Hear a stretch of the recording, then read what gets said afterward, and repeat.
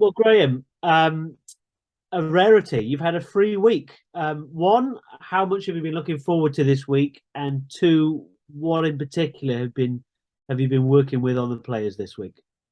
Yeah, it was nice. It was nice that it wasn't chaotic and hectic. Really, that we were going Saturday, Tuesday, Saturday. So it was nice to have that little break.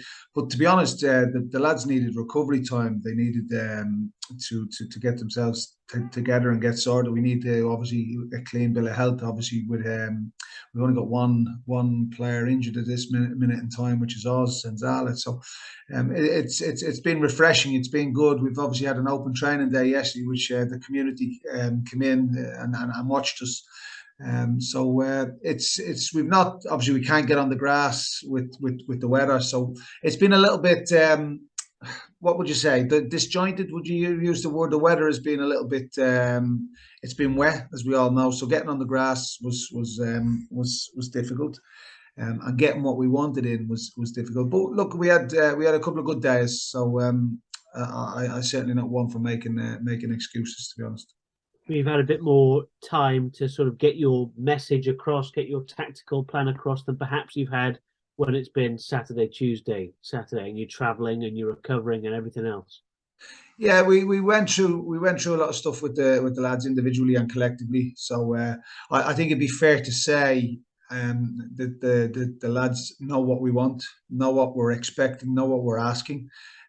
So each and every individual, I think that was the first thing we wanted to do when we come in was to make sure each and every individual had clarity and knew their roles and responsibilities, knew their value to the team, and knew how important it was that they perform. Because if one of them doesn't perform, then it breaks the chain, it breaks the link, and the team can't function without 11 individuals. So playing our 11 individuals performing. So yeah, the importance of the roles and responsibilities, just clarifying and just clearing things up for them. If there was any grey areas, that was really what we tried to concentrate from the day we come in. So we just carried that on this week as well. And you talk about not breaking the chain. The players you've picked obviously picked the same 11 for the same three games, but they haven't broken that chain. You must have been delighted with what they've given you in these three matches. Yeah, yeah, but they could have given me more. To be fair, you can always give more as a footballer, but the attitude, the application, and the desire, the hunger, as I keep using them words, which are slowly becoming our identity, and it has always been the identity of this football club. They've been spot on. The players have been brilliant. To be fair to them, but like I say, it's only three games, so I'm not going to get too excited. We're now on I'm looking at the continuity and the consistency, and hopefully that were the two key words I used when I came in. Hopefully, the continuity and the consistency that we've shown them as staff members now will lead to confidence. So that was the idea behind continuity, confidence, or continuity and consistency, that the confidence would grow, and I do believe the confidence is growing. I think not only on the park but off the park, because we've had a lot of positivity from fans. We've had a lot of positivity around about the town, and messages and things like that of support. And I must compliment Northampton and Mansfield on the Northampton in particular, whose chairman sent me a lovely message last week, and complimenting us on how we played, and the local media gave us a really, really positive and glowing report in Northampton last week. So fair play to them, and we thank them for that. But that's only words. Listen, actions speak louder than words. So the FA Cup this weekend on a similar theme about continuity. Obviously, you picked the same team for these three matches. There are people not in that team who are desperate to get in it. How do you view the FA Cup? Is it a chance to shuffle your pack and see what else other people can give you, or do you want to keep this momentum going that you've built up over the three games? Oh no, it's definitely a chance to shuffle your pack. It's definitely a chance to shuffle your pack, and adjust, and make a couple of changes if need be. There's an opportunity not just in the FA Cup but in all competitions to do that. So who knows? I don't know. I don't know what I'll do. I'll let you know on Saturday at probably 1:30, 2 o'clock.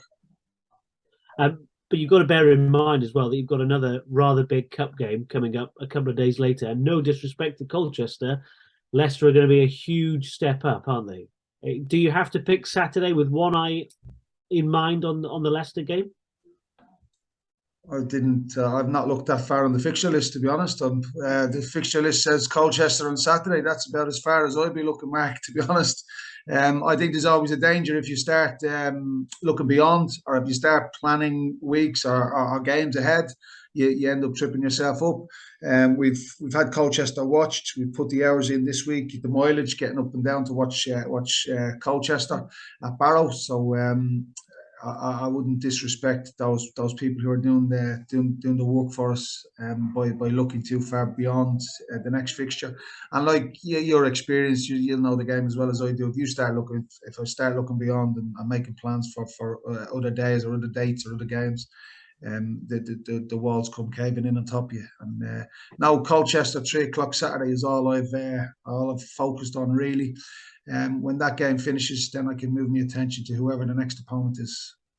Well, let's talk about Colchester then. Let's talk about the FA Cup in particular. Obviously, a competition that has served this club very well in fairly recent history. What are your sort of personal memories of the FA Cup? Well, I remember being a kid going to Wembley to watch Man United in the final. That's about the high point of the FA Cup. Yeah, we've had a couple. I've had a couple of near misses. Obviously, with Plymouth, I remember playing Everton in the cup, which was a great occasion. With Sheffield Wednesday, I remember going to Man City or playing Man City at home and then taking them to a replay. Lot of hype around them type of games. The FA Cup as a kid, I think everybody will say the same thing about it. As a kid, you used to sit on a Saturday and watch the final, and you know, there's all sorts of memories of the FA Cup. It's traditionally, I think. Listen, I know people will argue the Champions League, the cups, and things like that, but I think it's one of the best competitions in the world. To be honest, it's tradition and the giant killers and all the stories that Jesus you can remember more than me because you'd be a lot older than me. But the tradition of the FA Cup is brilliant. And look, it's a game of football, irrespective of the competition, but it's a game of football that you want to win. So and to get progress. I know nowadays it's a little bit commercialised, but for the traditionalists amongst us, it's an absolute brilliant competition, and it's one you want to succeed in, and you look forward to draws and where you could and could not go, and possibility of reaching and playing against the top teams and the top clubs in the country. So there's all sorts of positivity surrounding the FA Cup, and that's what we'll be honing in on really. And you must, having seen what this club have done, as I mentioned, Man City, Tottenham, Leeds, Leicester that they've played and down at Rodney Parade in recent years, you must want a slice of that as a manager, mustn't you? Oh yeah, you'd be daft not to. You'd be daft not to. I think everybody would want that, and I remember watching lots of the games, not just in the FA Cup, but the League Cup as well. I remember watching so many of the games and thinking, wow, brilliant. So yeah, we looking.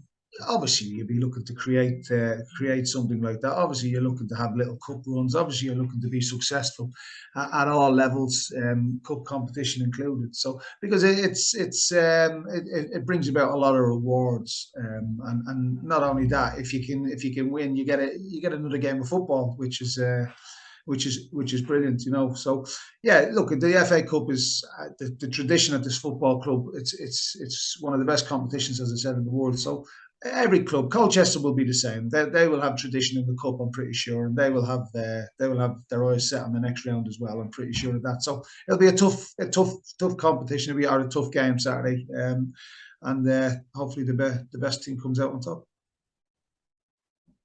I just lost you in the middle of that answer, so apologies if I asked something that you touched on and you just cut out there. I was going to ask you about the financial side of it as well. We talked about all the romantic nature of it and the David against Goliath, but from a balanced point of view, as this club has done, you can make a lot of money in the FA Cup. If you are successful and get to the third round, does that give you any extra leverage in January for new players? You're starting to sound like a board member or a chairman now, Mark. To be honest, I don't look. You'll probably know me. I don't know whether you've only known me a couple of weeks, but I tend to concentrate on the football side of things. I'm a winner. I like winning games of football, whether it be in training or whether it be competition.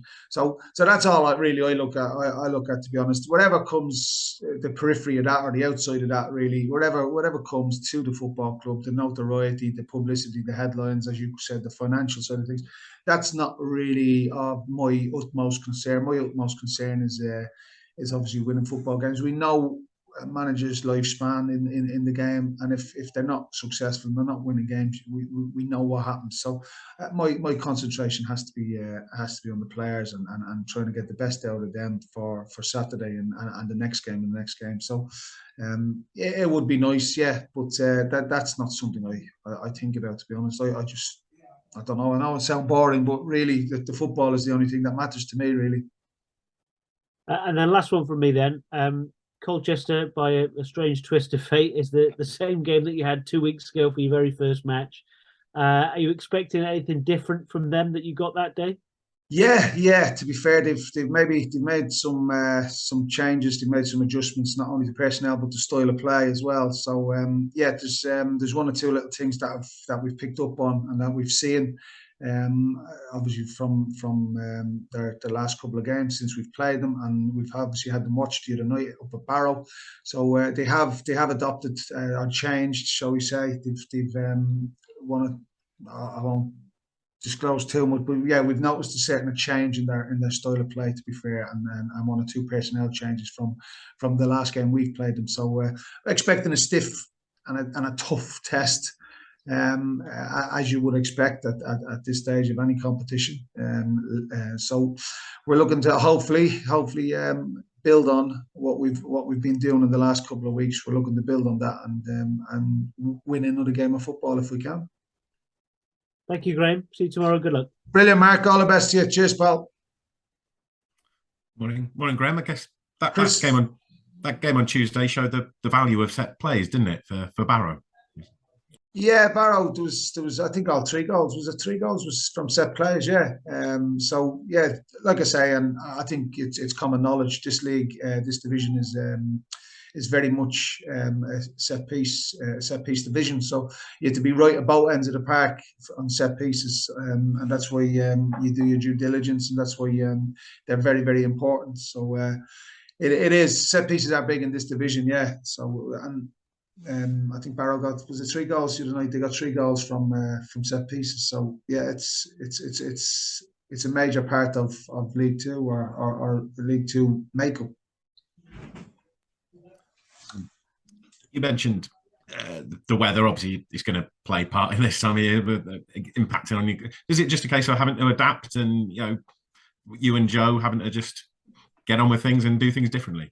Yeah, exactly. You have to be flexible. You have to be adaptable. It's like anything, Chris. If you're going on a bus on a Saturday to a game and the bus breaks down, you just have to adapt and adjust. If you've not got, if you forget to pack something or something doesn't quite go right in a game, you have to adapt and you have to be flexible. You could lose a man through injury, you could lose a man through suspension or red card in the game. So adapting and being flexible is very, very much part of the coaching manual, and it's very, very much part of the playing manual as well. So we'll adapt, we'll adjust, and we'll plan accordingly. But it's been very, very wet. So the last thing I want is the players splashing through puddles and getting muck up to their eyeballs, carrying the field, the weight of the field as well. So we'll plan and we'll prepare. We'll, as you say, accordingly. We'll adopt and we'll get as much information as we can to aim towards the win on Saturday. We've talked about the players and settling on the field. How have you settled personally? It's been a manic first week and away from football. Have you managed to get your feet under the table in more ways than one? It's been enjoyable, Chris. It's been enjoyable. I've really enjoyed it. I even go down to the local supermarket and I met a couple of parents whose kid was the ball boy on the first day against the mascot on the first day against Colchester. And normally a shopping trip would normally take me 10, 15 minutes. Now it's actually taking me a half an hour to an hour. I'm stopping, bumping into people, and I'm quite enjoying it, to be honest. We went out for some food the other night as well, and I am enjoying it. I just think, I don't know, I just think there seems to be a little bit of a buzz about the place, and I just think there's a bit of positivity and things like that, and I hope that we've contributed to that, and I hope we can contribute a little bit more to it, to be honest, and build as we go along. That's all we really aimed for. But it's good that people are stopping us and talking to us about Newport County again. It's good that they have a smile on their face, and it's good that that hopefully they're looking forward to going to games, and they turn out as a community to support the club.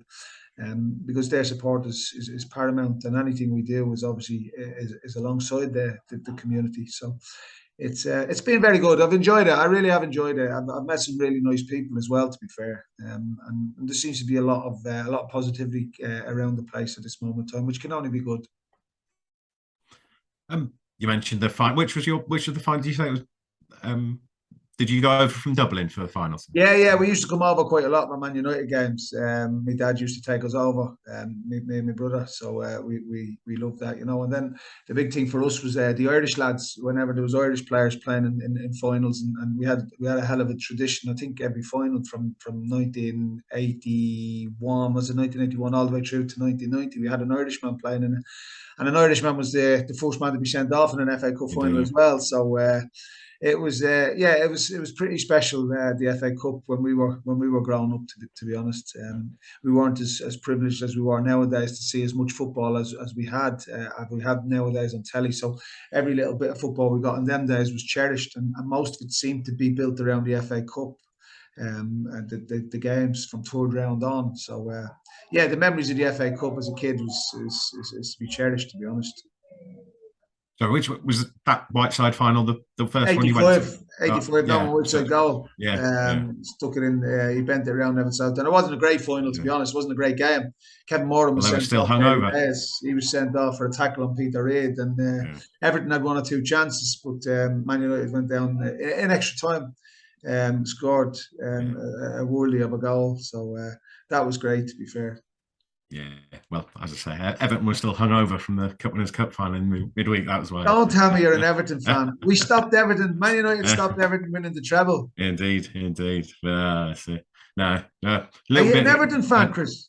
I'm indeed. Oh, yeah. No. One of those.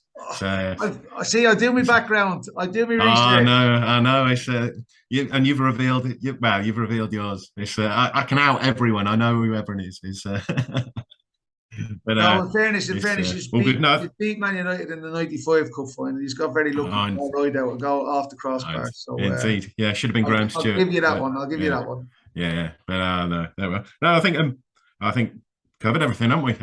There's one on Oz. Is there any sort of indication with him? Is he with his hamstring? Is he on? Say that again, Chris. Sorry, on Oz. On Oz's hamstring. Is there any indication with his duration of injury yet, or severity, or? No, they've not put a time scale on it. You'll probably know the history of hamstrings. Hamstrings can be short term, medium term, or long term. It all depends. But the one thing that we can't afford to do, and we won't, I don't think, is push him and it goes again, because then it becomes a long term. It's not severe. It's not. It shouldn't be too long. Hopefully, but I think they grade them, don't they? They grade the hamstrings nowadays: grade 1, grade 2, grade 3. So I think this is a small tear. So you could be looking at him between 4 to 6 weeks, something like that. So fingers crossed he comes back sooner. He's a big player for us, big lad, big character as well for us in the change room as well. And I was looking forward to coming in and working with him. And obviously it wasn't great news for us and for ourselves, but I can't wait to get working with him again. He was in the gym with the lads yesterday as well, so he is working hard. He's very conscientious, and he's a good lad, good figure to have around the place, and he can play as well. By the way, I'm sure you all know that. So he's positive again. He's very positive, and he's working his socks off to get back. And fingers crossed, it can be a little bit quicker than we actually expect.